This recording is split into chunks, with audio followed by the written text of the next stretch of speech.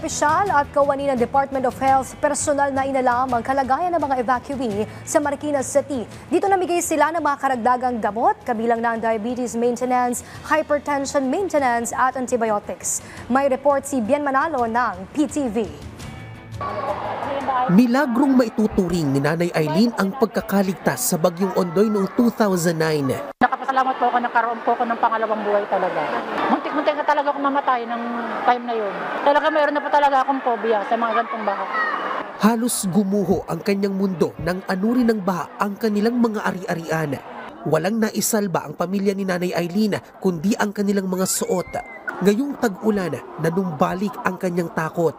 Kaya agad siyang lumikas kasama ang kanyang mga anak at apo.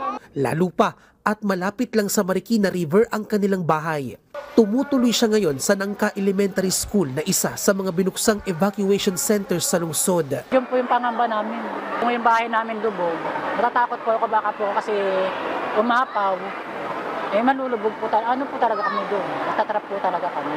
Sana po, masolusyonan po yung pagbaha talaga. Sa tala ng Marikina LGU, umabot na sa mahigit 6,000 evacuees ang kasalukuyang tumutuloy sa evacuation centers. Nabigyan sila ng meals at food packs ng lokal na pamahalaan. Nag-ikot sa evacuation center si Health Secretary Ted Herbosa para kumustahin ang kalagayan ng mga bakwit sa Marikina.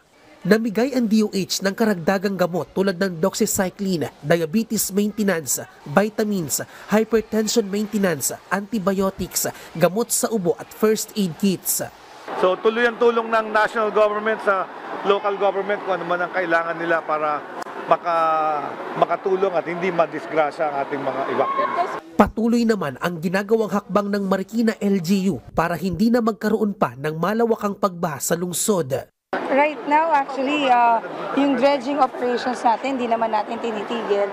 Pero at the same time, meron tayong slope protection na project by JICA and DPWH. Hindi pa lang siya complete dahil 11 kilometer stretch yung ating ilog.